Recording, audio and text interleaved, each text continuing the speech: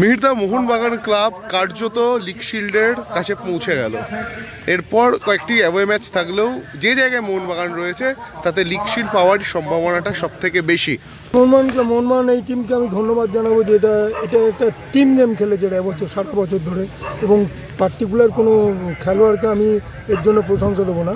Total team along with coach এবং official সবাই সংঘবদ্ধভাবে এই প্রচেষ্টা করেছে এবং খুব ভালো দল গড়েছিল বলেই তারা আজকে চ্যাম্পিয়নশিপে দোরগোড়ায় দাঁড়িয়ে আছে।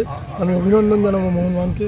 পাশাপাশি আমি যদি আমাদের প্রিয় ক্লাব ইস্টবেঙ্গলকে দেখি, খুব দুর্ভাগ্য চলছে। ইস্টবেঙ্গল হয়তো বিভিন্ন রকম এতে জর্জরিত আছে, প্লাস ইনজুরি ইস্টবেঙ্গল টিমটাকে এত ক্ষতি করে দিয়েছে যে আমাদের এই মুহূর্তে ইস্টবেঙ্গলের ঘুরে দাঁড়ানো মুশকিল হয়ে গেছে। মেসি, ক্যামেরুনিয়ান মেসিকে ইস্ট বেঙ্গল সই করেছে মেসি বাউলি, যিনি ফরওয়ার্ডের প্লেয়ার। বেঙ্গলের যে পরিস্থিতি তাতে লিগের শেষ কটি ম্যাচ আজকেও তাদের খেলা আছে, কোন জায়গায় আশা করছেন এবছরের লিগ শেষ করবে দল? আমি খুব বেশি আশাবাদী না এই টিম আর বেশি দূর যেতে পারবে না, তবে যাকে সই করিয়েছে আমার মনে হয় না এই প্লেয়ারটা খুব বেশি কাজে দেবে, কেননা ইস্টবেঙ্গলের এই মুহূর্তে ডিফেন্স অনেক সচল করার দরকার ছিল।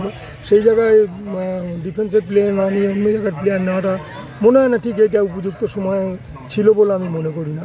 তবু আমি বলবো যে ইস্টবেঙ্গল লাস্ট ম্যাচটা ভালো খেলেছে, ন্যাচারালি আমরাও একটু আশা করবো যে আজকের ম্যাচটাও ভালো খেলবে। চেন্নাই এফসিকে যদি একটু বিট করতে পারি তাহলে আমাদের আরও একটু আশা জাগবে যে না আমরা হয়তো সুপারের মধ্যে থাকতে পারবো।